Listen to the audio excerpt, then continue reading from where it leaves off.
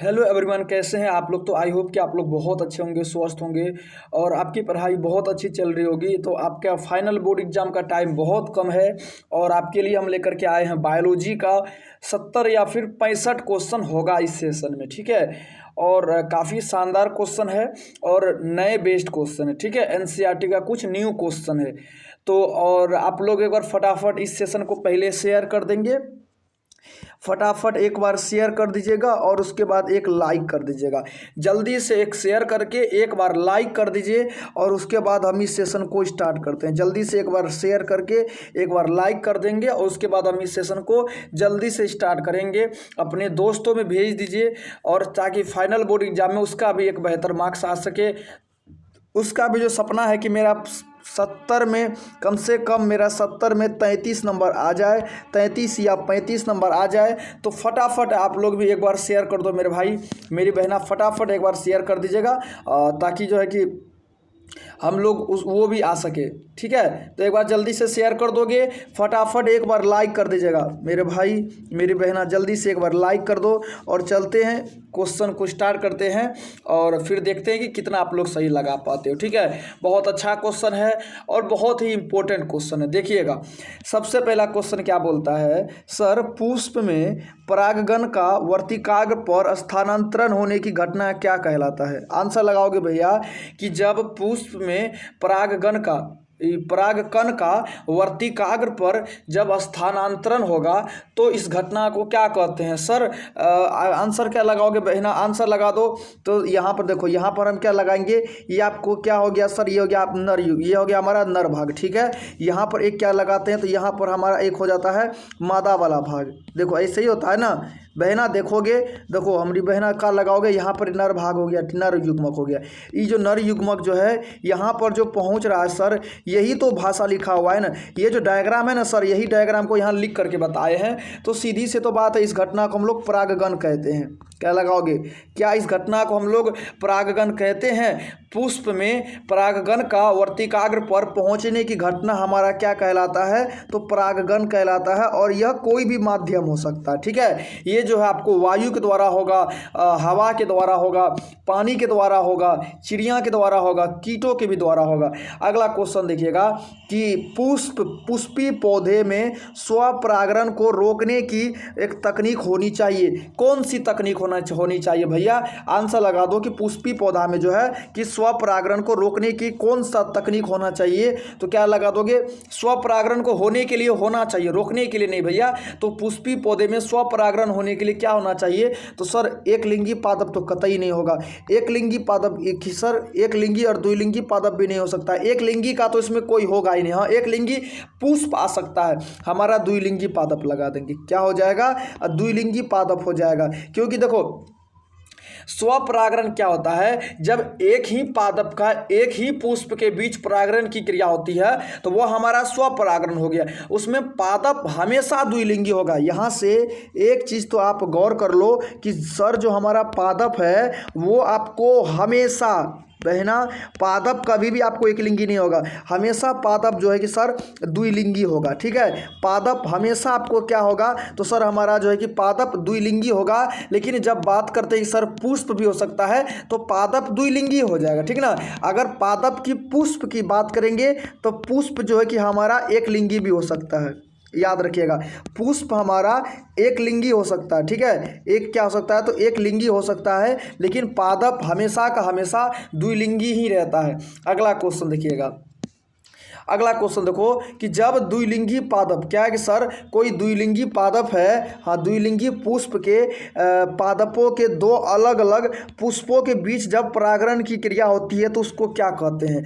अब जैसे देखते हैं भैया, देखोगे ये कोई का हो गया, देखोगे बहना ये हो गया हमारा कोई पादप हो गया, ठीक है, ये पादप हो गया। यहाँ पर भी देखते हैं तो इसका पुष्प है, यहाँ पर भी देखते हैं इसका पुष्प, बहुत अच्छी बात है। तो जब द्विलिंगी पादप, पुष्प कैसा है सर, द्विलिंगी पुष्प, बहुत अच्छी बात है। द्विलिंगी पुष्प के अलग अलग पादपों के बीच, अलग अलग नहीं, द्विलिंगी पादप, एक सेकेंड भैया, द्विलिंगी पादपों के अलग अलग पुष्पों के बीच परागण की क्रिया को क्या कहते हैं? द्विलिंगी पादप है, अब अलग अलग परागण की क्रिया करते हैं। देखोगे यहाँ ये जो पुष्प है तो यहाँ का इस पुष्प का परागण कहाँ पर जा रहा है? इस पुष्प पर। तो ये घटना को हम लोग क्या कह देंगे? तो इस घटना को हम लोग क्या कहते हैं? सजातीय परागण। क्या लगाओगे सर? तो इस घटना को क्या कहते हैं भैया? तो इसको हम लोग क्या कहते हैं बहना? तो इसको कहते हैं हम लोग सजातीय परागण।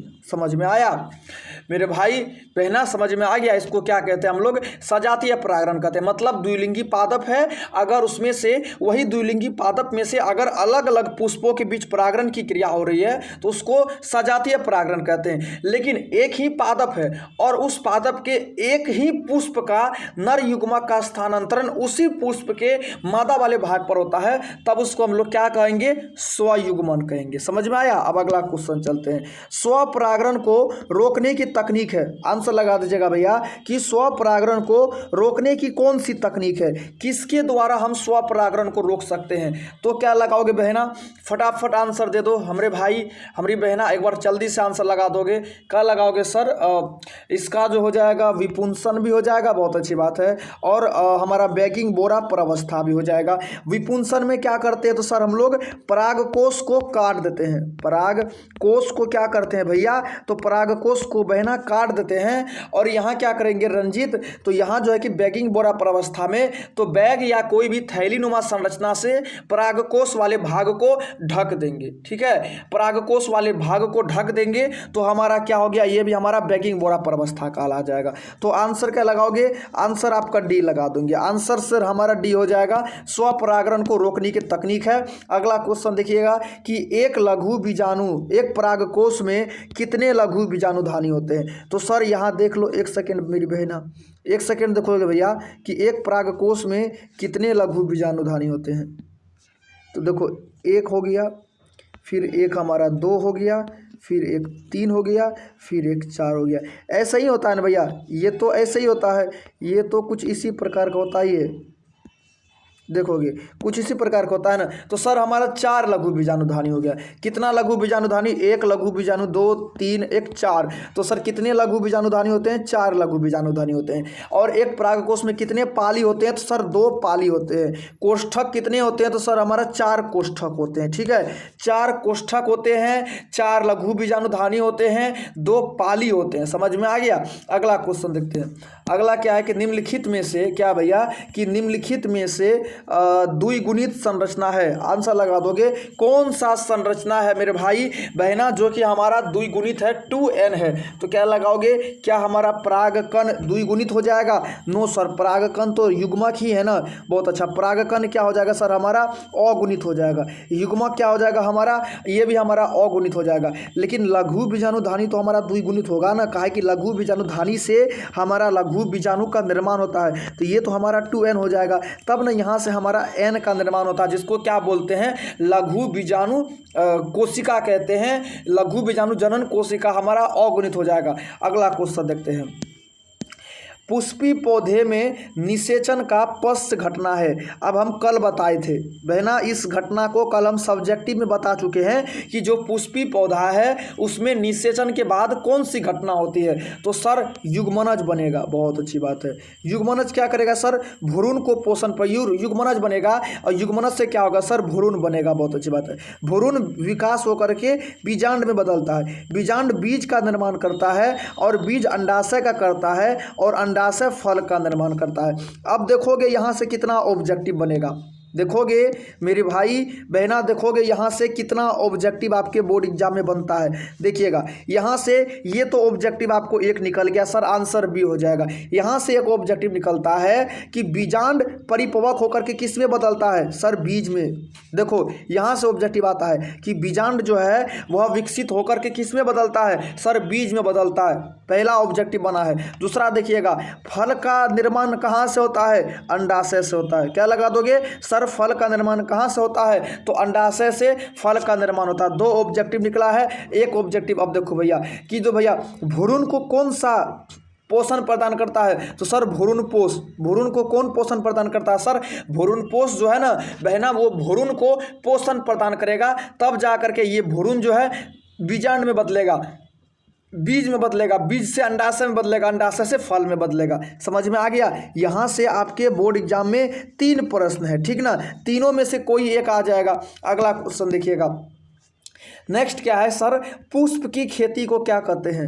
आंसर लगाओगे सर, पुष्प की खेती को क्या कहते हैं? जो हम लोग पुष्प की खेती करते हैं, सूर्यमुखी की खेती हो गया, बहुत सारे पादप का खेती भी होता है। जैसे बंगाल इलाके में जाओगे, जैसे आप देखिएगा बंगाल में तो चाय का बागान होता है और अलग अलग आपको क्या होगा, पुष्प का भी खेती देखने को मिलता है। तो क्या लगाओगे सर, पुष्प का क्या हो जाएगा हमारा, फ्लोरिकल्चर हो जाएगा। क्या लगा दोगे, पुष्पीय खेती। ना कहते हैं भैया, ना कहते हैं पुष्पीय खेती। क्या लगाओगे, पुष्पी खेती भी नहीं, पीसी कल्चर भी नहीं, इनमें से कोई भी नहीं। क्या लगा दोगे सर, हमारा जो है पीसी कल्चर हो जाएगा। आंसर क्या लगा दोगे, तो पुष्प की खेती को क्या कहते हैं भैया, पीसी कल्चर कहा जाता है। क्या लगाओगे भैया, तो पुष्प की खेती को पीसी कल्चर कहते हैं। अगला क्वेश्चन देखिएगा।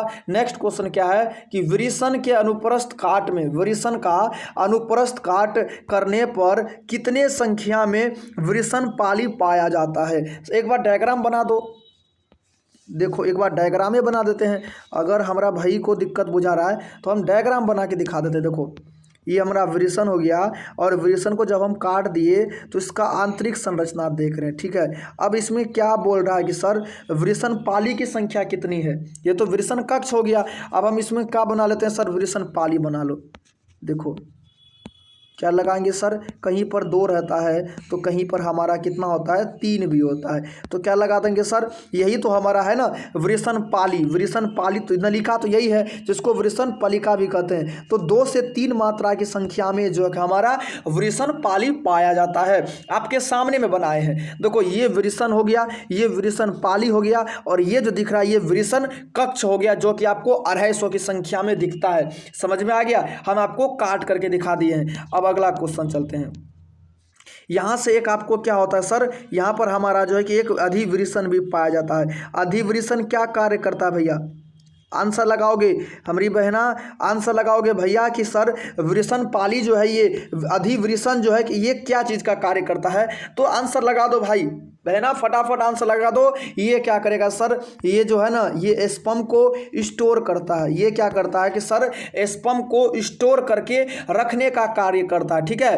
अब अगला क्वेश्चन देखिएगा। नेक्स्ट क्या है कि देखो अंडवाहिनी के, देखो भैया कि अंडवाहिनी में एम्पुला तथा झालर के बीच कौन सा भाग पाया जाता है? सर अंडवाहिनी में एम्पुला। अब देखो भैया यहाँ पर हम डायग्राम बना ही देते हैं, देखोगे देखो अगला देखोगे क्वेश्चन देखिएगा। केवल अंडवाहिनी का ही डायग्राम बना रहे हैं, देखोगे यहाँ आपको क्या आता है सर, यहाँ पर हमारा अंडाशय हो गया। अब आंसर लगा दो। आंसर क्या लगाओगे बहना, देखो ये तो हो गया आपको एम्पुला वाला भाग जहाँ पर निषेचन की क्रिया होगी, बहुत अच्छी बात है। ये क्या हो गया सर, ये हमारा झालर वाला भाग हो गया, बहुत अच्छी बात है, जो क्या करेगा एक सिनर्जित कोशिका का भी कार्य करता है। लेकिन इस वाले संरचना को क्या कहेंगे भैया? आंसर लगा दो बहना। क्या लगा रहे हो, बहुत अच्छा। क्या लगा दोगे सर, हमारा जो यहाँ पर हो जाएगा ना कीपक हो जाएगा। क्या लगा दोगे सर, हमारा यहाँ पर कीपक हो जाएगा। क्या कहते हैं, तो इस वाले संरचना को कीपक कहते हैं। मतलब देखो गर्भाशय से जो जुड़ा हुआ संरचना होता है उसको तो हम लोग एम्पुला कहते हैं, और एम्पुला के बाद हमारा कीपक पाया जाता है, और कीपक के बाद जो है कि हमारा झालर पाया जाता है। और ये जो झालर है ये क्या करेगा भैया, तो ये आपका जो है कि अंडाशय से जुड़ा हुआ है, ठीक है। अगला क्वेश्चन देखिएगा।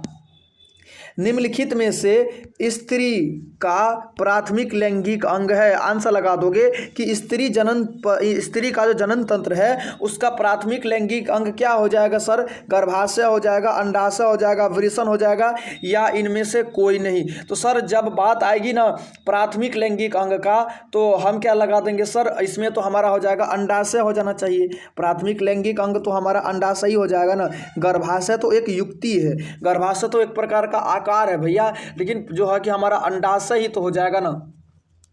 आंसर लगा दोगे सर, हमारा अंडाशय ही तो हो जाएगा। जो हमारा अंडाशय है ये हमारा प्राथमिक लैंगिक अंग हो जाएगा, ठीक है। प्राथमिक लैंगिक अंग जो है कि हमारा अंडाशय ही तो होता है, मेन काम तो उसी का है सर। अगला क्वेश्चन देखिएगा। अंडवाहिनी की लंबाई होती है, बहना हमारे भाई आंसर लगा दियो सर, अंडवाहिनी की लंबाई कितनी होती है? एक बार फिर बता दो सर, फिर बना देंगे, हमको क्या होता है अगर हमारे भाई को, अगर हमारी बहन को जो आसान लगेगा हम वैसे बना देंगे। सर इसकी लंबाई बता दियो। आंसर लगाओगे भैया 2 से 3 सेंटीमीटर, या क्या लगा दोगे 4 सेंटीमीटर, 10 से 12। सर 10 से 12 लगा देंगे, 10 से 12 सेंटीमीटर लगा देंगे। कैसे देखोगे सर, जो यहाँ से लेकर के सर जो यहाँ तक का संरचना है ना, यही तो हम लोग संकीर्ण पथ कहते हैं, और यह हमारा कितना होता है तो 10 से 12 सेंटीमीटर। भैया बता दो, अच्छा लग रहा है ना ऑब्जेक्टिव? जो ऑब्जेक्टिव बता रहे हैं सभी में डायग्राम बेस्ड सब्जेक्टिव है। जितना भी ऑब्जेक्टिव लेकर के आए सारे के सारे ऑब्जेक्टिव आपको डायग्राम पर आधारित है, इसलिए डायग्राम बना करके ही बताएंगे। सर इसको हम लोग क्या कहते हैं? सर एम्पुला कहते हैं। यहीं पर तो हमारा क्या होता है ना कि एक मादा युग्मक आता है, और यहाँ से हमारा क्या होता है सर, ये देखो यहाँ से हमारा क्या जाएगा सर, तो यहाँ से हमारा क्या जाता है, मादा युग्मक जाता है, और यहाँ से क्या आता है सर, हमारा नर युग्मक आता है। यहाँ पर ये दोनों मिल जाता है, फर्टिलाइजेशन की क्रिया यहीं पर होती है। इसको हम लोग क्या कहते हैं? ये वाला संरचना को कीपक कहते हैं, और ये वाला संरचना को क्या कहते हैं सर? हम झालर कहते हैं, और ये पूरे को क्या कहते हैं सर? एक अंडवाहिनी कहते हैं, जो गर्भाशय से जुड़ा होता है।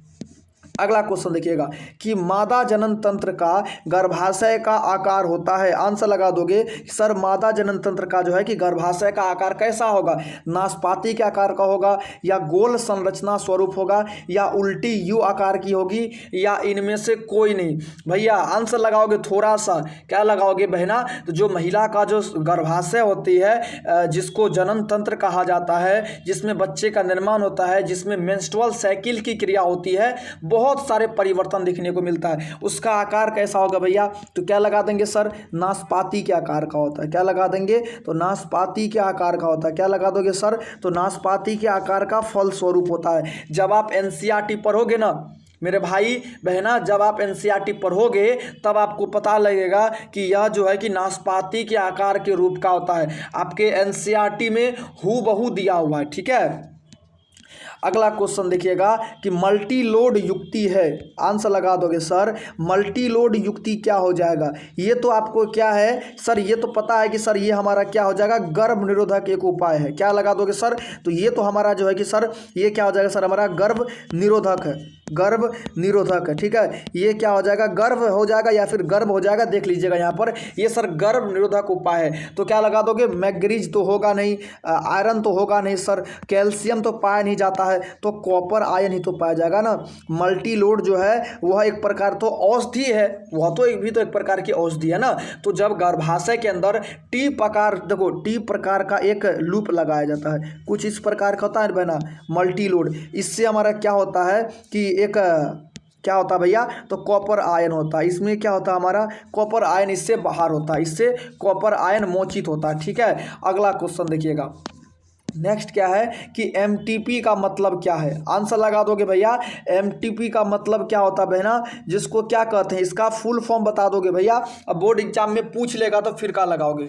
हमरे भाई आंसर लगा दो बहना, जल्दी जल्दी आंसर बता दोगे। सर एमटीपी का क्या हो जाएगा? तो क्या भैया? मेडिकल टर्मिनेशन ऑफ केयर काट दो, हेल्थ भी ना होगा, प्रेगनेंसी हो जाएगा। क्या लगा दोगे? प्रेगनेंसी हो जाएगा। अब देखोगे भैया, एक सेकेंड मेरे भाई, एक सेकेंड, सभी कोई समझोगे। सर एमटीपी का थोड़ा सा उपयोग बता दीजिए सर, कैसे करते हैं और एमटीपी क्या है? तो एमटीपी को क्या कहते हैं हम लोग? गर्भपात कहते हैं। मतलब क्या गर्भपात? डॉक्टर के द्वारा गर्भपात। जब हम डॉक्टर के द्वारा किसी शिशु को नष्ट करेंगे तो वह घटना हमारा गर्भपात कहलाता है। लेकिन कब करते हैं? जब शिशु में किसी भी तरह का लैंगिक अंग विकसित नहीं होता है, उसमें पूर्ण रूप से जीवन नहीं होता है, तब जा करके करते हैं। मतलब देखते हैं, एक सेकेंड देखिएगा भैया, ये कोई क्या है भैया? देखोगे और विशेष परिस्थिति में देखो ये क्या है सर, ये देखो ये कोई स्त्री है, इसका उम्र कितना है? 12 वर्ष है या फिर 14 वर्ष है, ठीक है। हाँ, ये क्या करेगा सर? ये क्या कर लिया? तो ये संबंध बना लिया अपने पुरुष के साथ। इसमें क्या हो गया सर? बच्चे का निर्माण हो गया, ये गर्भवती हो गई। अब इसको क्या लगता है कि हमारा उम्र नहीं हुआ है और हमारे पेट में बच्चा आ गया है, तो हम ऐसे में क्या करेंगे? या तो लड़की का मृत्यु हो जाएगा या फिर लड़का का मृत्यु, लड़की का मृत्यु हो जाएगा या फिर इसके पेट में पल रहे बच्चे का, क्योंकि तो अभी उम्र हुआ नहीं है इस बच्चे का, ठीक है। और इसमें क्या हो रहा है कि मेंस्ट्रुअल साइकिल भी सही से नहीं हुआ, तो ये इसको नहीं झेल पाएगी, या तो ये मर जाएगी या तो बच्चा मर जाएगा। तो ऐसे स्थिति में क्या करते हैं, ऐसे विषम स्थिति में क्या करते हैं, तो एमटीपी का प्रयोग करके इसके अंदर जो भ्रूण पल रहा है ना, तो इसके भ्रूण को हम लोग गिरा देते हैं, ठीक है। लेकिन कब? 3 माह के अंदर। 3 माह के अंदर अगर महिला आज गर्भधारण हुई है, अगर कोई लड़की आज गर्भधारण की है, तो वो 3 महीना के अंदर अगर डॉक्टर के पास जाती है, वह अपना स्थिति बताएगी, ऐसे ऐसे है डॉक्टर साहब, अगर नहीं होगा तो हम मर जाएंगे। तो ऐसे स्थिति में डॉक्टर पहले पूछता है कितना दिन हुआ है गर्भपात, तो सर 3 महीना तो हुआ भी नहीं, अभी 2 महीना भी नहीं हुआ, 1 महीना से समथिंग 1-2 सप्ताह हुआ है। तो डॉक्टर क्या करेगा? गर्भपात कर देगा। अगर पूछे तो बोर्ड एग्जाम में बहुत बार पूछा है कि एमटीपी का उपयोग कैसी परिस्थिति में करते हैं, तो सर कम उम्र में क्या लगा दोगे सर? देखिएगा बहना, याद कर लो, कम उम्र में गर्भधारण करने पर इसका उपयोग करते हैं। रेप केस के दौरान, जो रेप केस होता है कम उम्र की लड़कियों का हो जाता है, तो उसके दौरान हम इसका प्रयोग करते हैं। और क्या करेंगे सर? तो जान का खतरा, जब भ्रूण या माँ के बच्चों में जान का खतरा हो तब हम इसका प्रयोग करते हैं। आपको पूरा एमटीपी का मिल गया कि सर एमटीपी क्या होता है। अब देखोगे गर्भ निरोधक का सबसे अच्छा तकनीक क्या है सर?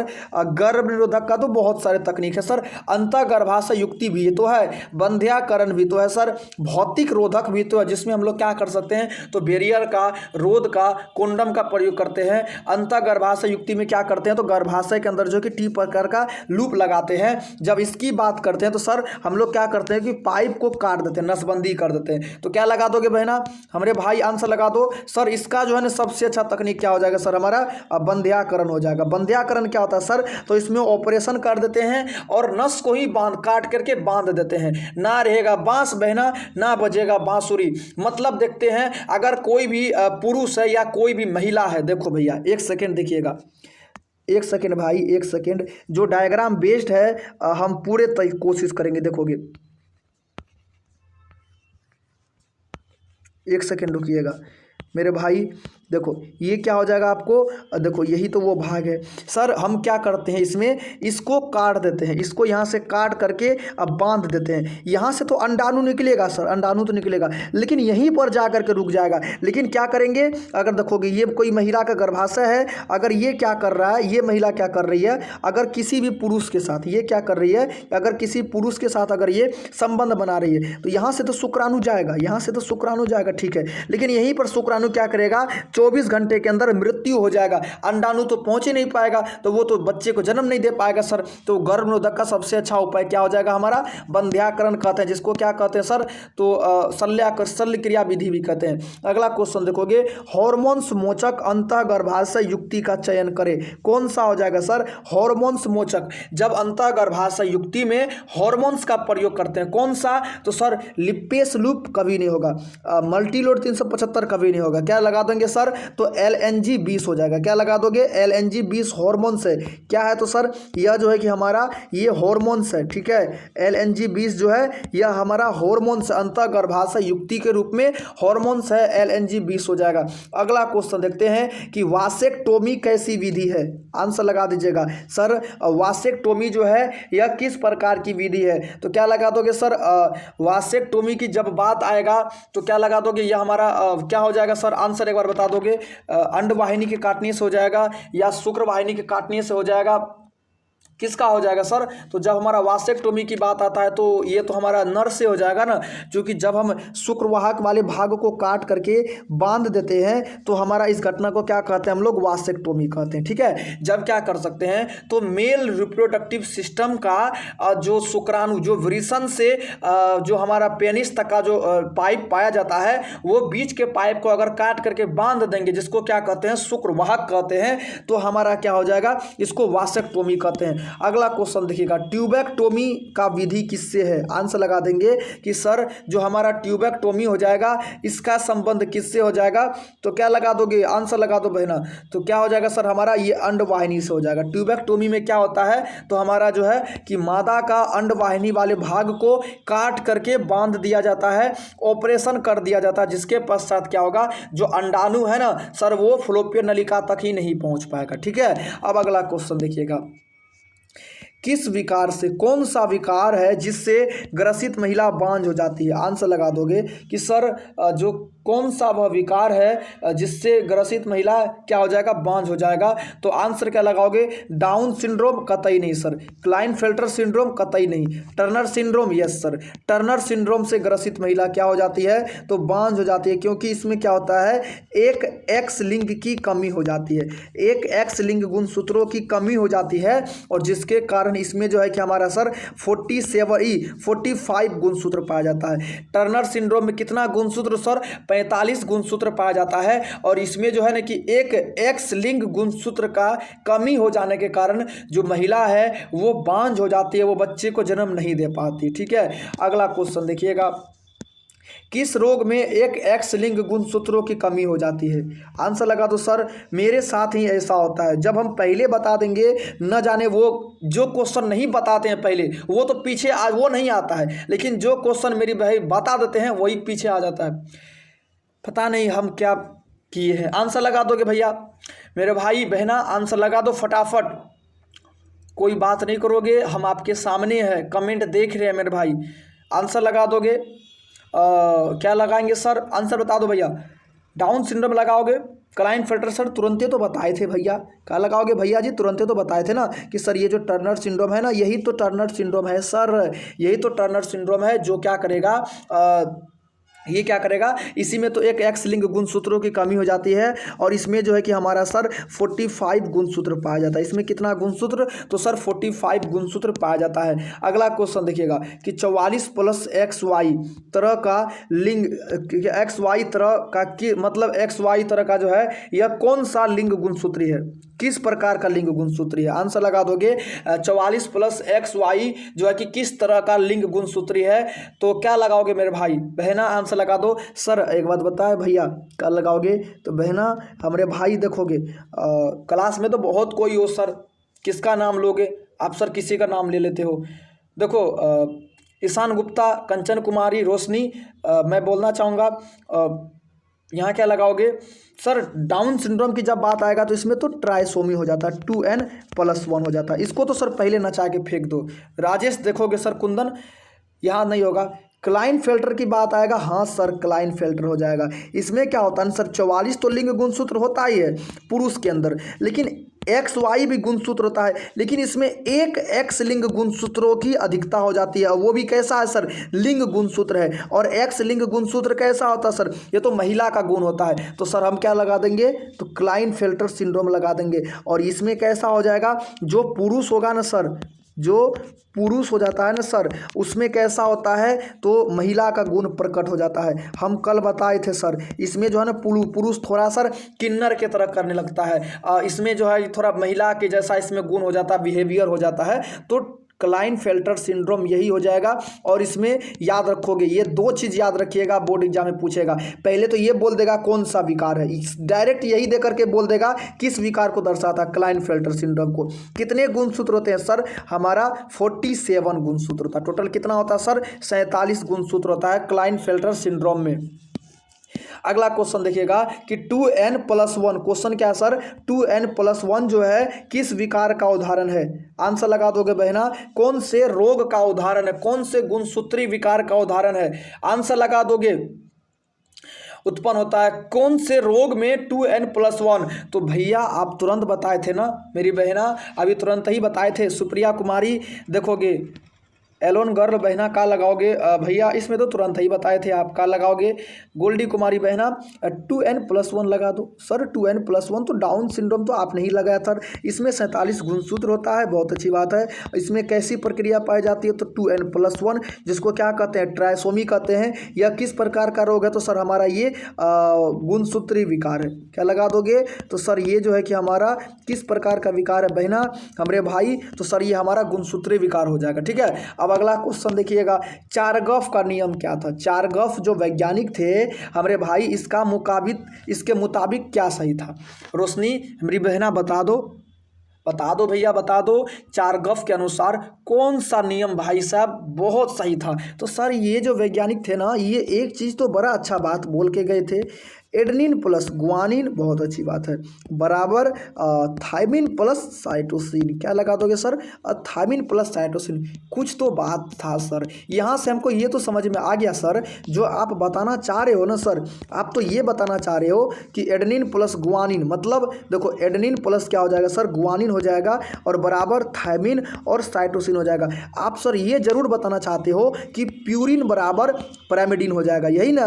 तो चारगॉफ का मुताबिक यही था कि जो प्यूरिन होता है उसका बराबर क्या होता है, पैरामिडिन होता है। प्यूरिन बराबर क्या होता है सर, तो पैरामिडिन हो जाता है। आंसर क्या लगा दोगे? ए लगा दोगे भैया, आंसर बिल्कुल ए लगा दोगे। और यहाँ से देखिएगा, यहाँ से अब क्वेश्चन यहाँ से पूछता है हमारी बहना, देखोगे एक नाइट्रोजन बेस एडेनिन जो है वो थायमिन से डबल बॉन्ड के साथ जुड़ता है, ठीक है, और जो गुआनिन है वो ट्रिपल बॉन्ड के साथ साइटोसिन के साथ जुड़ता है। पहला ऑब्जेक्टिव, और जो देखिए ट्रिपल बॉन्ड के साथ, यह कौन सा बॉन्ड है? तो यह हमारा क्या हो जाएगा सर, हाइड्रोजन बॉन्ड हो जाएगा। दो नाइट्रोजन बेस आपस में हाइड्रोजन बॉन्ड के द्वारा जुड़ता है, एक गुआनिन थायमिन के साथ डबल बॉन्ड के साथ, और एडेनिन गुआनिन थायमिन के साथ डबल बॉन्ड के साथ, गुआनिन साइटोसिन के साथ ट्रिपल बॉन्ड के साथ।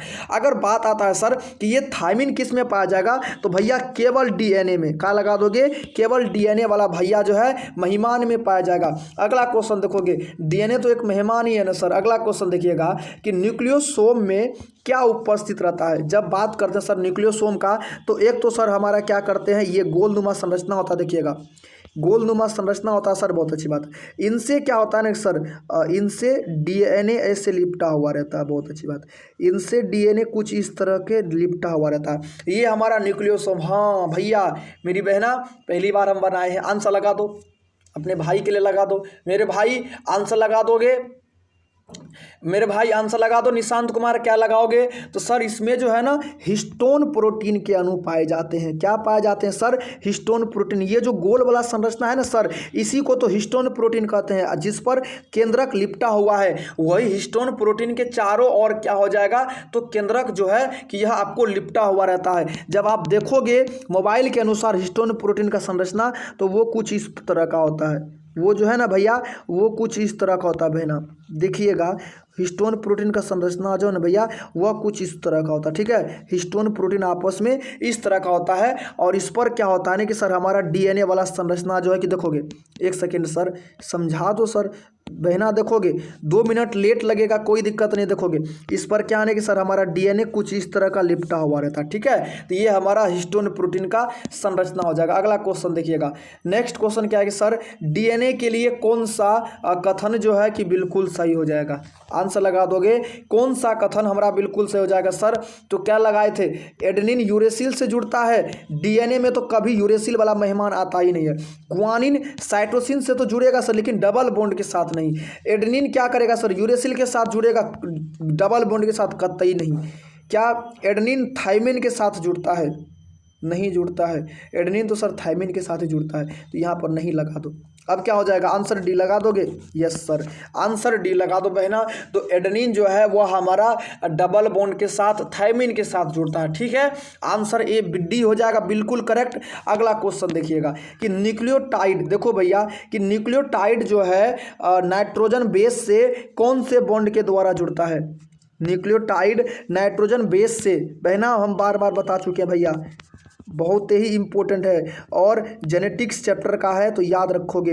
ये न्यूक्लियोटाइड हो गया, और यहाँ पर क्या हो जाएगा आपको, एडेनिन हो जाएगा। जैसे हम बात करते हैं एडेनिन हो, चाहे गुआनिन हो, चाहे थायमिन हो, तो ये जो बॉन्ड है ये कौन सा बॉन्ड हो जाएगा सर? तो ये हमारा क्या हो जाएगा बहना? आंसर लगा दो मेरे भाई।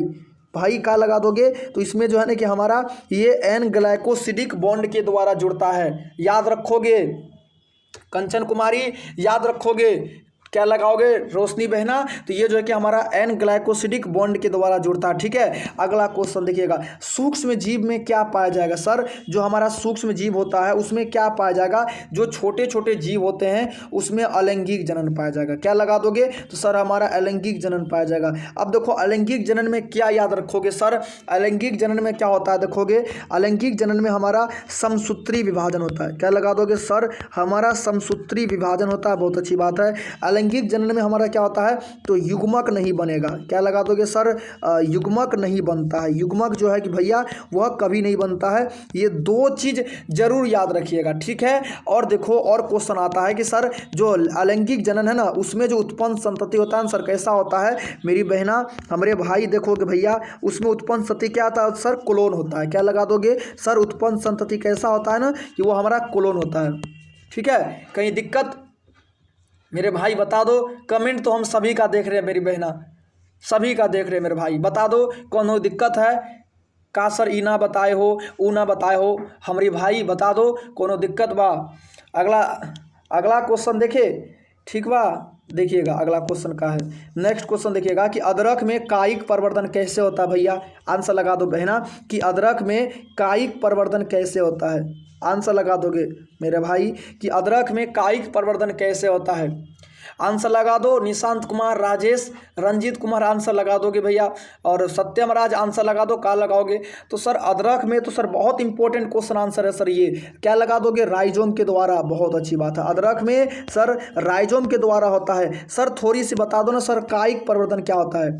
देखोगे ईशान गुप्ता मेरी बहना, देखोगे सर कायिक परिवर्तन क्या होता है। जब हम क्या कर सकते हैं सर, ये हमारा क्या है ना कि देखो भैया, ये जो है ना हमारा ये कैसा पादप है बहना, तो ये हमारा हो जाएगा आपको अड़हुल का पादप है। हम क्या कर दिए, चोरी कर ली, हम अपने दोस्त के यहाँ से चोरी करके इसको यहाँ से टहनी को काट दिए, लेकर के आ गए। इसको क्या कर दिए भैया, तो इसको जो है कि हम रोप दिए। रोपने के बाद क्या हो गया, हमारा भी एक अड़हुल का पादप का निर्माण हो गया। तो यही घटना तो कायिक परिवर्तन कहलाता, लेकिन चोरी नहीं बहना, वहाँ तो हम अपने हिसाब से बोल दिए।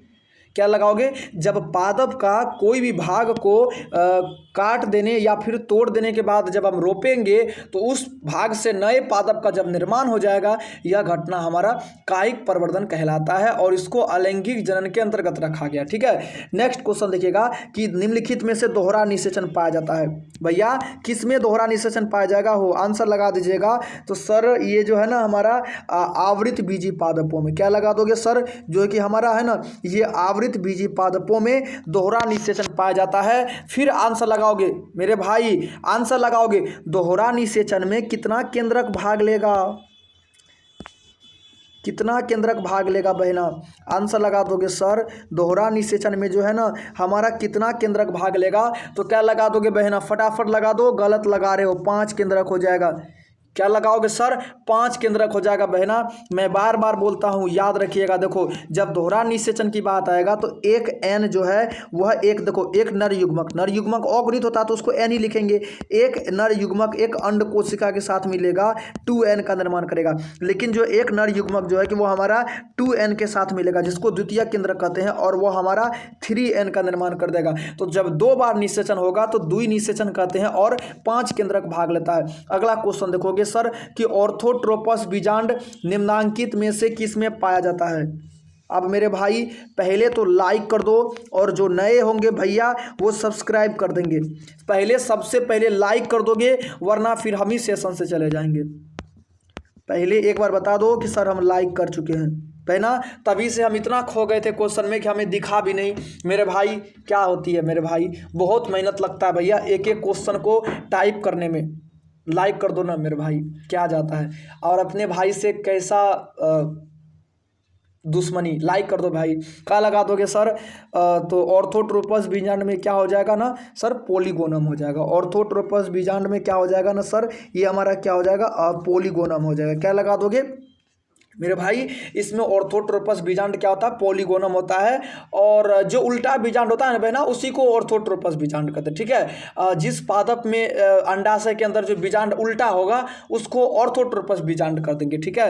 और अगला क्वेश्चन देखिएगा, बीजांड तो मोस्टली आपको उल्टा ही नजर आता है, सीधा तो बहुत कम ही रहता है। अगला क्वेश्चन देखिएगा, एनेलिडा और मोलस्का के बीच की योजी कड़ी को क्या कहते हैं। आंसर लगाओगे। आज तक आपने यह क्वेश्चन नहीं किया होगा, लेकिन आपके एनसीईआरटी किताब में है कि एनीलिडा और मोलस्का के बीच की योजी कड़ी को क्या कहते हैं सर, तो वायरस नहीं कहते हैं, युगलिना भी नहीं कहते हैं, क्या कहते हैं सर, नियोप्लिन कहते हैं। क्या लगा दोगे बहना, तो इसको क्या हो जाएगा मेरे भाई, न्यूप्लिन कहते हैं। क्या लगा दोगे? आंसर सी लगा दो। जो न्यूप्लिन है वो जो सूक्ष्म जीव है वो क्या हो जाएगा? एनेलिडा और मोलस्का के बीच का योजिकरी है। तो अब एक बात बता दो सर, ये तीनों ऑप्शन को बता दो। देखो बहना, तीनों ऑप्शन को जान जाओ और तीनों ऑप्शन जो है कि आपके लिए बहुत ही उपयोगी है। देखो, जब वायरस की बात आएगा सर, वायरस किसके बीच की योजिकरी है? तो ये क्या लगा दोगे सर? सजीव और निर्जीव। क्या लगा दोगे सर? सजीव और क्या लगा दोगे सर? तो ये क्या हो जाएगा आपको? निर्जीव हो जाएगा। ठीक है, सजीव और निर्जीव के बीच की योजिकरी है। तो सर युग्लिना किसके बीच की योजिकरी हो जाएगा? सर ये क्या हो जाएगा? पादप। क्या लगा दोगे? पादप और जंतु के बीच की योजिकरी है। ठीक है, जब पादप और जंतु बोलेगा तो युग्लिना लगाओगे, और जब सजीव और निर्जीव बोलेगा तो सर वायरस लगा देंगे, और जब एनेलिडा और मोलस्का बोलेगा तो सर न्यूप्लिन लगा देंगे। समझ में आ गया? आंसर सी लगा दोगे। करेक्ट आंसर सी हो जाएगा भैया। अगला क्वेश्चन देखिएगा, नेक्स्ट क्या है कि मनुष्य का हाथ और चमगादड़ का पंख कौन सा अंग कहलाता है? भैया आंसर लगा दीजिएगा कि मनुष्य का हाथ और चमगादड़ का जो पंख है यह हमारा कौन सा अंग कहलाएगा भैया? तो देखो, समजात अंग क्या कहते हैं? जब जीवों की उत्पत्ति समान कोशिकाओं से हुआ हो। क्या लगा दोगे? समान कोशिकाओं से हुआ हो, लेकिन अलग अलग कार्य करने की क्षमता हो तो हम समजात अंग ही तो कहते हैं ना, कार्य करने की क्षमता अलग अलग हो। तो मनुष्य का हाथ, ठीक है, हाथ, और पंछी का जब बात करते हैं कि सर पंख, पंछी का कौन सा भाग? तो सर पंछी का पंख की बात करते हैं। तो ये दोनों का जो है ना आंतरिक संरचना तो एक ही समान है। ठीक है, ये दोनों का जो अग्रपात है वही हड्डी से हुआ है निर्माण। ठीक है, और लेकिन कार्य क्या करता है? तो सर ये जो है कि हमारा उड़ने का कार्य करता है, और हम क्या करते हैं? तो खाने का कार्य करते हैं। हम लोग अपने हाथों से खाना खाते हैं, लिखते हैं, पढ़ाई करते हैं, मारपीट करते हैं, लेकिन ये क्या करेगा सर? उड़ने का कार्य करता है। पंछी तो कभी अपने पंख के द्वारा नहीं खाता है। तो आंसर ये लगा दीजिएगा। अगला क्वेश्चन लगा दो कि सर होमोसेपियंस किसका वैज्ञानिक नाम है? आंसर लगा दोगे भैया, होमोसेपियंस किसका वैज्ञानिक नाम है सर? तो क्या लगा दोगे? होमोसेपियंस जो है कि आपको क्या लगा दोगे सर? आदमी का। आम का काहे लगा रहे हो सर? मनुष्य का जो वैज्ञानिक नाम है ना सर, वो क्या लगा दोगे आप लोग? होमोसेपियंस। मनुष्य का वैज्ञानिक नाम होमोसेपियंस हो जाएगा। और हमारे भाई मटर का वैज्ञानिक नाम क्या होगा? याद रखोगे, ईशान गुप्ता, रोशनी कुमारी, कंचन कुमारी बहना, गोल्डी कुमारी भाई, सुप्रिया कुमारी, और मेरे भाई जितने भी हो, बिट्टू कुमार, महेश कुमार, सत्यम राज, हर किसी को बोलूँगा। मटर का स्पाइवम सटाइवम हो जाता है। क्या लगा दोगे सर? तो स्पाइवम सटाइवम जो है कि आपको मटर का वैज्ञानिक नाम याद रखोगे, क्योंकि मेंडल का चैप्टर इंपॉर्टेंट है। अगला क्वेश्चन देखिएगा, कौन सा क्वेश्चन है सर? बता दो। द ओरिजिन ऑफ स्पीसीज नामक पुस्तक को किसने लिखा है? आंसर लगा दोगे कि सर ये जो है कि द ओरिजिन ऑफ स्पीसीज नामक पुस्तक का लेखक कौन हो जाएगा? तो क्या लगा दोगे? लेमार्क तो नहीं लिखा है, मिलर भी तो नहीं लिखा है सर। क्या लगा दोगे सर? तो चार्ल्स डार्विन। क्या लगा दोगे? चार्ल्स डार्विन नामक वैज्ञानिक ने क्या लगा दोगे सर? तो चार्ल्स डार्विन का यह कथन है, चार्ल्स डार्विन जो है कि द ओरिजिन ऑफ स्पीसीज। अगला क्वेश्चन देखोगे मेरे भाई, देखिएगा एक क्वेश्चन इंपॉर्टेंट है कि देखो सर, मिलर का प्रयोग, सर ये जो प्रश्न है ना ये 5 मार्क्स आता है। ये क्वेश्चन कितना का आता है सर? ये हमारा 5 मार्क्स का आता है। और अगर रोशनी कुमारी होगी बहना तो मैं आपको ज़रूर बोलूँगा कि इस प्रश्न को याद कर लेंगे, ये आपके लिए बहुत इम्पोर्टेंट है। रोशनी कुमारी मेरी बहना, अगर आप हो क्लास में तो याद कर लीजिएगा कि मिलर का प्रयोग को लिखे 5 मार्क्स में आता है। ठीक है, और मैं हर किसी को बोलूँगा, बिहार बोर्ड के भी जितने मेरे भाई हैं, मैं खुद बिहार बोर्ड से हूँ भाई, तो जितने भी बिहार बोर्ड से हैं वो तो मैं बोलूँगा ही बोलूँगा, लेकिन जब हम क्वेश्चन बैंक देखे हैं तो ये क्वेश्चन बिहार बोर्ड में आज तक नहीं पूछा गया है। जबकि इतना अच्छा क्वेश्चन है, इतना मोस्ट क्वेश्चन है, इतना मतलब दिमाग देने वाला क्वेश्चन है, लेकिन बिहार बोर्ड नहीं पूछा है। लेकिन वही बात करते हैं यूपी बोर्ड का, तो ये बायोलॉजी का फेवरेट क्वेश्चन है। ये यूपी बोर्ड का जो है कि फेवरेट क्वेश्चन है, लेकिन हमारे बिहार बोर्ड में नहीं पूछा गया है। ठीक है, तो यूपी बोर्ड का जब क्वेश्चन बैंक देखते हैं तो बहुत सारे बार ये पूछा गया है। अगला क्वेश्चन देखिएगा कि रामापिथिकस के समान थे। आंसर लगाओगे भाई तो रामापिथिकस जो थे वह किसके समान थे, वह किसके समान पूर्वज थे? क्या लगा दोगे? मनुष्य के, कपि के, आदि मानव के, या इनमें से कोई नहीं? तो सर जो रामापिथिकस थे ना सर, वह किसके समान थे? तो वह आपको क्या हो जाएगा सर, वो आदमी के समान थे, वो मनुष्य के समान थे। कैसे सर? इसका जो है कि कपाल क्षमता ज़्यादा था, सोचन शक्ति ज़्यादा था, इसके शरीर पर कम बाल थे, इसका माइंड काफ़ी ज़्यादा था, ये काफ़ी ज़्यादा एक होनहार था, मतलब सर ये इसका माइंड काफ़ी अच्छा था और काफ़ी तेज वृद्धि वाला था। अगला क्वेश्चन है कि जावा कपि मानव का कपाल क्षमता कितना होता है? जावा कपि मानव का कपाल क्षमता कितना होगा बहना? आंसर लगा दोगे कि जावा कपि मानव का जो है सर कपाल क्षमता कितना हो जाएगा? इसका आंसर लगा दोगे, क्या लगा दोगे सर? तो 900 सीसी का हो जाएगा। क्या लगा देंगे सर? इसका जो है ना कि हमारा 900 सीसी का हो जाएगा। क्या लगा दोगे? आंसर लगा दो भैया, 900 सीसी का हो जाएगा। आंसर क्या लगा दोगे? ए लगा दो, 900 सीसी का हो जाएगा। अगला क्वेश्चन देखिएगा, ऐसा पदार्थ जिनके प्रति प्रतिरक्षा अनुक्रिया होती है उनको क्या कहते हैं? ऐसे पदार्थ जिनके प्रति क्या है, प्रतिरक्षा अनुक्रिया होती है, मतलब उसके प्रति क्या करता है, वो एंटीजन बनाने का कार्य करता है, तो क्या लगाएंगे सर? उसको एंटीजन कहते हैं। क्या लगा देंगे? तो आंसर डी लगा दो सर, इसको एंटीजन की क्रिया कहते हैं। अगला क्वेश्चन देखिएगा कि एलर्जी के कारण निकलने वाला रासायनिक पदार्थ क्या है? एलर्जी के कारण जो शरीर से रासायनिक पदार्थ निकलता है वो क्या हो जाएगा सर? तो वो हमारा क्या हो जाएगा? हिस्टामिन हो जाएगा। क्या लगा दोगे सर? हिस्टामिन बाहर निकलता है। एलर्जी के कारण क्या निकलेगा बहना? तो हिस्टामिन जो है वो हमारा बाहर निकलेगा। अगला क्वेश्चन देख लीजिएगा, निम्नलिखित में से एकल कोशिकीय प्रोटीन है।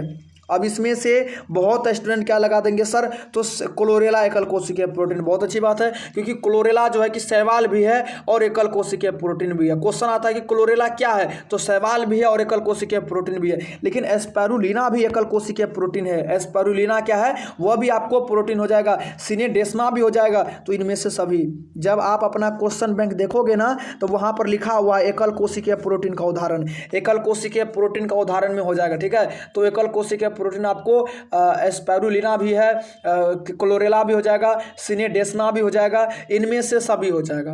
ठीक है, क्योंकि देखो ये जो क्लोरेला है ना, देखो सर क्लोरेला जो है, क्लोरेला को क्या लगाते हैं? तो सर ये हमारा शैवाल भी होता है। बहुत अच्छी बात है सर, ये हमारा शैवाल भी है, लेकिन ये हमारा क्या हो जाएगा?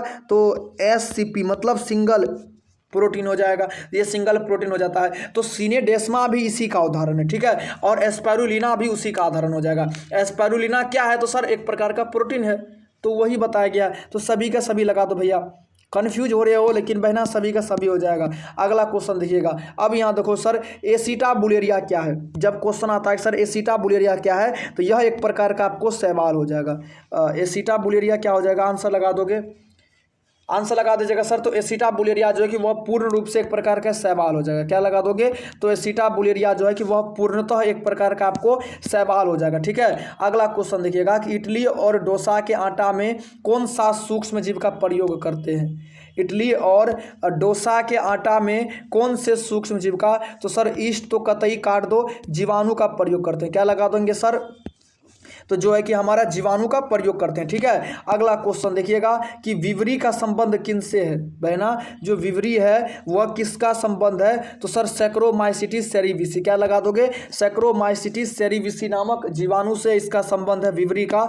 अगला क्वेश्चन देखिएगा कि डीएनए का 70 डिग्री सेल्सियस पर पिघलाने पर क्या होता है? तो जब डीएनए को हमारी बहना, देखो हमारे भाई, जब इसको 70 डिग्री सेल्सियस पर पिघलाएंगे तब कौन सी प्रक्रिया होगा? तो सर तब जो है ना हमारा हाइड्रोजन बॉन्ड टूटेगा।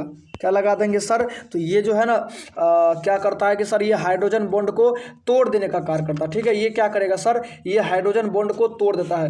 आंसर क्या लगाओगे? आंसर क्या लगाओगे सर? ये हाइड्रोजन बॉन्ड को तोड़ता है। अगला क्वेश्चन देखिएगा सर, दो नाइट्रोजन बेस आपस में जुड़े होते हैं। भाई आंसर लगा दो कि दो नाइट्रोजन बेस जो है कि वह आपस में जुड़े तो होते हैं, लेकिन किस बॉन्ड के द्वारा जुड़े होते हैं? भैया आंसर लगा दोगे कि सर दो नाइट्रोजन बेस आपस में किस बॉन्ड के द्वारा जुड़े होते हैं? तो क्या लगा दोगे, दो नाइट्रोजन बेस हाइड्रोजन बॉन्ड के द्वारा जुड़े होते हैं। आंसर लगा दोगे, ये जो है कि हमारा हाइड्रोजन बॉन्ड के द्वारा, आंसर बी लगा देंगे। अगला क्वेश्चन देखिएगा भैया, next question, sickle cell anaemia जो रोग है सर, सिक्कल सेल जो उसको क्या बोलते हैं सर, मेंडलीय विकार है, तो वह किसके कारण होता है? क्या हीमोग्लोबिन त्रुटि के कारण, भौतिक विधि के कारण, रासायनिक विधि के कारण, या इनमें से कोई नहीं? तो किसके कारण लगा देंगे सर, ये जो है ना सर हीमोग्लोबिन त्रुटि, मतलब जब हीमोग्लोबिन के अंदर किसी भी प्रकार का दोष उत्पन्न होगा तो हमारा कौन सा रोग हो जाएगा सर, ये तो हमारा सिक्कल सेल एनीमिया हो जाएगा। अगला क्वेश्चन देखिएगा कि डीएनए हेलिकेस एंजाइम क्या करता है? सर ये कहाँ से क्वेश्चन लाए हो, डीएनए हेलिकेस एंजाइम? बहना एक चीज़ तो समझे होंगे ना कि डीएनए प्रतिकृतिकरण का सिद्धांत का है, तो सर जब डीएनए से ही डीएनए का निर्माण होता है तो उसको तो सर हम डीएनए प्रतिकृतिकरण सिद्धांत कह देंगे, बहुत अच्छी बात है। तो डीएनए का हेलिकेस क्या करेगा सर, ये डीएनए के खंड को, डीएनए के जनक को क्या करता है सर, खोलने का कार्य करता है। ठीक है, ये क्या करता है सर, खोलने का कार्य करता है। जनक डीएनए को खोलने का या खोले रखने का नहीं, ये क्या करेगा, खोलने का कार्य करता है। ठीक है, डीएनए हेलिकेस एंजाइम क्या करेगा, तो सर ये डीएनए जो है ना, डीएनए के खंड को खोलने का कार्य करता है। जैसे देखो भैया, देखो ये क्या है सर, ये डीएनए है। ठीक है, हाँ ये डीएनए का नाइट्रोजन बेस है। ठीक है, ये डीएनए का जो कि खंड को खोलने का कार्य करता है, इसे बीच से क्या करेगा, इसको खोलने का कार्य करेगा। ठीक है, तो ये डीएनए हेलिकेस एंजाइम का कार्य है। प्राथमिक उत्पादक का संबंध किससे है? आंसर लगा दोगे सर, शाकाहारी, मांसाहारी, सर्वाहारी, प्रकाश संश्लेषण। क्या लगा दोगे सर, तो प्राथमिक उत्पादक जो है कि हमारा प्रकाश संश्लेषण हो जाएगा। ठीक है, प्राथमिक उत्पादक क्या करेगा भैया, तो प्रकाश संश्लेषण हो जाएगा। अगला क्वेश्चन देखिएगा कि द्वितीयक उत्पादक का संबंध किससे? द्वितीयक उपभोक्ता है। द्वितीयक उपभोक्ता का संबंध किससे है बहना? मांसाहारी, शाकाहारी, क्या हो जाएगा सर, सर्वाहारी, इनमें से कोई नहीं। तो सर जब द्वितीयक उपभोक्ता आता है तो सर ये मांसाहारी हो जाएगा। क्या लगा दोगे सर, द्वितीयक उपभोक्ता का हो जाएगा मेरी बहना, ये हो जाएगा आपको मांसाहारी का उदाहरण हो जाएगा। ठीक है, अगला क्वेश्चन देखिएगा, कौन सा पिरामिड जो है कि वह कभी उल्टा नहीं होता है? सर कौन सा पिरामिड कभी उल्टा नहीं होता है? और ये क्वेश्चन आपके लिए बहुत इंपॉर्टेंट है। क्या लगा दोगे सर, ये आपके लिए टॉप इंपॉर्टेंट क्वेश्चन है भैया। क्या लगा दोगे, जीव भार का, ऊर्जा का, संख्या का, या फिर आकार का? तो क्या लगा दोगे सर, ऊर्जा का जो पिरामिड होता है ना, ऊर्जा का जो पिरामिड होता है ना भैया, हमारी बहना, जो ऊर्जा का पिरामिड होगा ना तो वो कभी भी उल्टा नहीं होता। ठीक है, वो हमेशा सीधा रहता है, याद रख लीजिएगा। ऊर्जा, फोटोकेमिकल समांग में कौन हमेशा उपस्थित रहता है? आंसर लगा दोगे, कौन सा वह तत्व है जो कि फोटोकेमिकल समांग में हमेशा उपस्थित रहता है? सर CO2 लगा दो। कार्बन डाइऑक्साइड हो जाएगा ना सर, कार्बन डाइऑक्साइड जो है कि वह हमेशा उपस्थित रहता है। अगला क्वेश्चन देखिएगा कि ओजोन दिवस कब मनाया जाता है? आंसर लगा दोगे सर, ओजोन परत सुने थे, ओजोन दिवस भी मनाया जाता है। हाँ मेरे भाई बहना, ये जो O3 है जो कि हमारा क्या करता है, तो ओजोन मंडल में पाया जाता है। ये क्या करेगा सर, जो अल्ट्रावायलेट जो किरण आती है सूर्य से, उसको क्या करता है कि छानने का कार्य करता है। ठीक है, उसको छान करके उसमें जितने भी हानिकारक पदार्थ होते हैं वो बाहर निकल जाते हैं और शुद्ध अल्ट्रावायलेट जो प्रकाश की किरण होती है वो पृथ्वी पर पहुंच पाता है। तो क्या लगा दोगे सर, 16 सितंबर लगा दो ना। क्या लगा दोगे मेरी बहना, मेरे भाई, 16 सितंबर लगा दो। अगला क्वेश्चन देखिएगा, निम्नलिखित में से किसकी आनुवांशिकी विविधता जो है कि इस भारत में अत्यधिक है? आंसर लगा दोगे, मतलब किसके वैरायटी सबसे ज़्यादा है, किसके प्रकार? तो क्या लगा दोगे सर, गेहूं के प्रकार सबसे ज़्यादा? नहीं सर, कहाँ देखते हैं। दाल का सर उतना भी नहीं देखते हैं। चाय का सर, क्या सर, चाय का तो एक ही प्रकार ही देखते हैं, चाय में चीनी दो और दूध दो, पानी दो, चाय पत्ती दो, पी लो, यही तो है सर। लेकिन आम का जब वैरायटी देखते हैं तो क्या क्या आम होता है, क्या लगाओगे बहना, बहुत तरह का आम का प्रकार बता दो मेरे भाई बहना। रोशनी कुमारी आम का प्रकार बता दो, गोल्डी कुमारी बहना आम का क्या प्रकार हो जाएगा? तो अगर आम की बात करते हैं भैया तो आम का बहुत सारे प्रकार हो जाएगा, याद कहाँ आ रहा हमको, हम ही को नहीं याद आ रहा, एक भी नहीं आ रहा। एक कलकत्ता वाला आम होता है भाई, हमको खुद नहीं पता है, याद नहीं आ रहा है, कितना खाए याद नहीं आ रहा है। अगला क्वेश्चन देखिएगा, काजीरंगा राष्ट्र पार्क कहाँ हो जाएगा? बहना याद नहीं आ रहा, आम का नाम ही नहीं पता चल रहा है। बहुत अच्छा लगा रहे हो मेरे भाई। हाँ तो आप लोग को देखे मुझे याद आया, मुझे याद ही नहीं था, और वैसे भी जब आम बड़ा बड़ा आम होता है तो घर में आता खा लेते हैं, बस उतना याद नहीं रहता हमको। काजीरंगा राष्ट्र पार्क कहाँ है बहना? तो आंसर लगा दोगे काजीरंगा जो है कि राष्ट्र उद्यान कहाँ पर उपस्थित है। आंसर लगा दो भैया, काजीरंगा राष्ट्र उद्यान कहाँ पर उपस्थित है? तो सर क्या लगा दोगे? तो असम में है। काजीरंगा राष्ट्र उद्यान कहाँ है? तो सर ये जो है कि हमारा असम में उपस्थित है। ठीक है, काजीरंगा राष्ट्र उद्यान कहाँ है? तो ये हमारा असम में उपस्थित है। आंसर डी लगा देंगे। अगला क्वेश्चन देखिएगा, भारत का राष्ट्र पक्षी क्या है? आंसर लगा दोगे सर, भारत का राष्ट्र पंछी क्या है सर? जब हमारा पशु पूछेगा तो डॉल्फिन लगा देंगे। जब मछली पूछेगा, पशु भी तो मछली में तो डॉल्फिन ही हो जाता है, लेकिन पंछी पूछा है तो क्या लगा दोगे सर? क्या लगा दोगे? पेवो क्रिस्टेलस हो जाएगा। क्या लगा दोगे सर? क्रिस्टेसस हो जाएगा। क्या लगा दोगे सर? पेवो क्रिस्टेसस हो जाएगा। अगला क्वेश्चन देखते हैं, आंसर ए लगा दो। क्या लगा दोगे? आंसर ए लगा दो। अगला क्वेश्चन देखिएगा, हम लोग तो मोर लगाते हैं लेकिन मोर भी हो जाएगा, और ये उसका जो है कि शायद वैज्ञानिक नाम है। ठीक है, अगला क्वेश्चन देखिएगा, नेक्स्ट क्वेश्चन क्या है कि वन, क्या भैया कि जो वन है जीव संरक्षण, वन में जो है कि जीव का संरक्षण कैसे होता है? स्वस्थल, बाह्य स्थल, या दोनों तरह का, या शाकाहारी द्वारा चयनित, क्या भैया चेन, आत्मा शिकार द्वारा, आत्मा भैया ये तो काट दो, इसके द्वारा क्या हो रहा है? विलुप्त प्रजाति हो रहा है। ठीक है, शाकाहारी को तो मांसाहारी खा जाता है, यहाँ पर संरक्षित पूछ रहा है, तो सर स्वस्थानी भी तो करते हैं ना, जब किसी भी जीव का उसके ही स्थान पर करते हैं। सर बाह्य स्थानीय संरक्षित भी तो करते हैं ना बहना? हाँ, जब किसी भी जीव को बाहर के स्थान से ला करके अपने स्थान पर सुरक्षित करना, तो सर आंसर डी ना हो, सी ना हो जाएगा मेरी बहना, आंसर सी ना हो जाएगा। क्या लगा दोगे? आंसर सी हो जाएगा भैया। हाँ, भारत में कितने जैव भौगोलिक, जैव क्या भैया भौगोलिक क्षेत्र है बहना? आंसर लगा दोगे भैया मेरे भाई, आंसर लगा दो। क्या लगा दोगे? तो भारत में कितने जैव भौगोलिक क्षेत्र हैं? क्या लगा दोगे? आंसर लगा दो। भारत में जो है कि कितने आपको क्या है भैया? तो जैव भौगोलिक क्षेत्र हैं। क्या लगाओगे भैया? तो 5 भौगोलिक क्षेत्र। क्या लगा दोगे? 5 जैव भौगोलिक क्षेत्र है। ठीक है, अगला क्वेश्चन देखिएगा, राष्ट्र सुंदर, क्या भैया सुंदर वन जो है कि राष्ट्र पार्क कहाँ है? सुंदर वन राष्ट्र उद्यान कहाँ पर उपस्थित है? सर आंसर लगा दो, सुंदर वन जो है राष्ट्र उद्यान वह कहाँ पर विख्यात है? क्या लगा दोगे सर? तो पश्चिमी बंगाल लगा देंगे बहना। क्या लगा दोगे? पश्चिमी बंगाल में जो है ना ये व्यवस्थित है। अगला क्वेश्चन देखिएगा, गेंडा अभ्यारण्य, क्या लगा दोगे सर?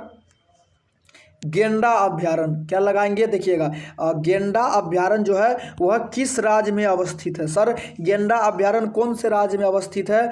तो क्या लगा दोगे? आंसर लगा दोगे तो गेंडा अभ्यारण्य भी जो है कि आपको असम राज्य में अवस्थित है। क्या लगा दोगे? असम राज्य में। और ये आपको 2017 में पूछा है, 2016 में पूछा है और 2021 में पूछा है। 3 बार ये प्रश्न आया है, 16, 17, 21 दोनों में पूछा है। अगला क्वेश्चन देखिएगा, नेक्स्ट क्या है कि मानव के ब्लड ग्रुप ए बी में क्या उपस्थित रहता है? मानव के ब्लड ग्रुप ए बी, जब बात करते हैं सर ब्लड ग्रुप ओ का, तो यहाँ से याद रखिएगा ब्लड ग्रुप ओ जो है ये हमेशा डोनेशन करता है। ये क्या करेगा सर? तो ये डी ओ डोनेट करता है। ठीक है, DONATE डोनेट ये करेगा। लेकिन जब बात करेंगे sir blood group A B का, तो इसमें क्या पाया जाएगा सर? हमारा इसमें एंटीबॉडी जो है वो अनुपस्थित रहता है। इसमें क्या रहता है? हमारा जो एंटीबॉडी होता है यह हमारा अनुपस्थित रहेगा, इसमें उपस्थित नहीं रहता। एंटीबॉडी अनुपस्थित रहता ब्लड ग्रुप ए बी में। ठीक है, अगला क्वेश्चन देखिएगा, न्यूक्लियोटाइड और नाइट्रोजन बेस किस बॉन्ड के द्वारा जुड़ा होता है? सर आप तो बताए थे, देखोगे सर ये न्यूक्लियोटाइड है। ठीक है, देखो ये क्या हो जाएगा सर? तो ये हमारा एक सेकेंड भाई, डायग्राम गलत बताए, देखिएगा ये क्या हो जाएगा? ये हमारा न्यूक्लियोटाइड हो जाएगा। और इससे जो नाइट्रोजन बेस जो आया है यह कौन से बॉन्ड के द्वारा? तो एन ग्लाइकोसिडिक बॉन्ड के द्वारा। ये तो सही सर, ये हमारा क्या हो जाएगा? तो एन ग्लाइकोसिडिक बॉन्ड के द्वारा जुड़ा होता है। ठीक है, अगला क्वेश्चन देखिएगा, जीन जो है वह किससे मिल करके बना होता है? जो हम बात करते थे सर, देखोगे ये जो बात करते हैं सर, ये आपको क्या हो गया? गुणसूत्र हो गया। ठीक है, देखोगे सर ये हमारा क्या हो गया? ये गुणसूत्र हो गया। और इसका संरचना कुछ इस प्रकार का होता है। तो इसके अंदर जो कि हमारा जीन जो पाया जाता है सर वो किसका बना होता है? तो पॉलीन्यूक्लियोटाइड का। क्या लगा दोगे? पॉलीन्यूक्लियोटाइड का जो है कि जीन मिल करके बना होता है। ठीक है, अगला क्वेश्चन देखिएगा, DNA का प्रतिकृतिकरण सिद्धांत को किसने दिया था? आंसर लगा दोगे सर डीएनए का जो है कि प्रतिकृतिकरण सिद्धांत को किसने दिया था, क्या लगाओगे? तो जब हमारा देखोगे, जब ये हमारा डीएनए है, ठीक है, और इस डीएनए से जब हमारा नए डीएनए का निर्माण हो जाता है तो इसको क्या कहते हैं? डीएनए का प्रतिकृतिकरण सिद्धांत कहते हैं। और इसको क्या कहते हैं? तो मेसेल्सन और स्टॉल नामक वैज्ञानिक ने दिया था। ठीक है, अगला क्वेश्चन देखिएगा कि पूसा शुभ्रा जो है वह किसका किस्म है? पूसा शुभ्रा जो है कि किसका एक प्रकार है? तो गेहूं का लगा दोगे सर, नहीं है। फूलगोभी का लगा दोगे, हाँ फूलगोभी का ही तो है ना, फूलगोभी का ही एक किस्म है पूसा शुभ्रा। ठीक है, पूसा शुभ्रा किसका एक किस्म है? तो फूलगोभी का हो जाएगा। अगला क्वेश्चन देखिएगा, आणविक कैंची के नामों से जाना जाता है। सर आणविक कैंची के नामों से किसको जानते हैं? आंसर लगा दोगे एक्सो न्यूक्लियस एंजाइम को, एंडो न्यूक्लियस एंजाइम को, प्रतिबंधन एंजाइम को, या इनमें से कोई नहीं। सर प्रतिबंधन एंजाइम तो लगाए हो, ये तो सही हो जाएगा। नहीं, प्रतिबंधन एंजाइम का कौन सा प्रकार है? तो सर एंडोन्यूक्लियस एंजाइम, ऐसे लगाओ ना सर, एंडोन्यूक्लियस एंजाइम को आणविक कैंची के भी नामों से जानते हैं। और ये क्या कर देगा सर, इसका उदाहरण क्या लगाओगे? तो इको आर आई लगा दो सर। ये क्या करेगा, कोई भी जो डीएनए है भाई ना, देखोगे अगर देखोगे भैया ये क्या करोगे, अगर ये हमारा डीएनए है, ठीक है, इसका अगर देखो यहाँ पर जीन पाया जा रहा है तो हम यहाँ से इसको काट सकते हैं। किसी भी डीएनए को उसके विशेष स्थान से काटने की घटना, देखो अगर ये हमारा डीएनए है, अगर देखोगे ये डीएनए का क्या भैया, नाइट्रोजन बेस है। ठीक है, नाइट्रोजन बेस में डीएनए पाया जा रहा है, जीन पाया जाता है। यहाँ से काटने का मन कर रहा है, ठीक है, तो यहाँ से काट करके हम विशेष जीन को निकाल लेंगे। और यह कौन से कैंची के द्वारा? तो आणविक कैंची के द्वारा हम इसको काट सकते हैं। भैया आपका सारे के सारे ऑब्जेक्टिव खत्म हो गया, ऑब्जेक्टिव द एंड हो गया। ठीक है बहना, ऑब्जेक्टिव 70 ऑब्जेक्टिव था भैया। कैसा लगा जरूर बताओगे। और आपसे एक बात करनी है, आप बता दो, क्या मेरी बात मानोगे? मेरे भाई एक बार बता दो, मैं आपके सामने बैठा हुआ हूँ, रिकॉर्डेड भले क्लास है लेकिन आपके सामने मैं बैठा हुआ हूँ, तुरंत मैं कमेंट पिन कर दूंगा। मेरा एक कथन है, क्या आपको चैप्टर वाइज ऑब्जेक्टिव चाहिए? अंतिम रिवीजन करवाना चाहते हैं हम, चैप्टर वाइज अंतिम रिवीजन है भैया, बता दो बहना, क्योंकि इसके बाद ना तो आपके पास टाइम होगा ना तो हमारे पास टाइम होगा। क्वेश्चन बैंक है, क्वेश्चन बैंक करवाएंगे सर, और कुछ मॉडल पेपर का भी क्वेश्चन करवाएंगे। और भी बता दो भैया, अंतिम बारी हम चाहते हैं कि एक चैप्टर से लेकर के, ताकि जिसका भी छूट गया हो वो सभी कर सके। एक चैप्टर से लेकर के आपका पूरा का पूरा 16 चैप्टर तक का, सारे चैप्टर वाइज 70 या फिर 80 क्वेश्चन है, 60 से 70 क्वेश्चन, जितना हो सके एक एक चैप्टर में से हम करवा देंगे।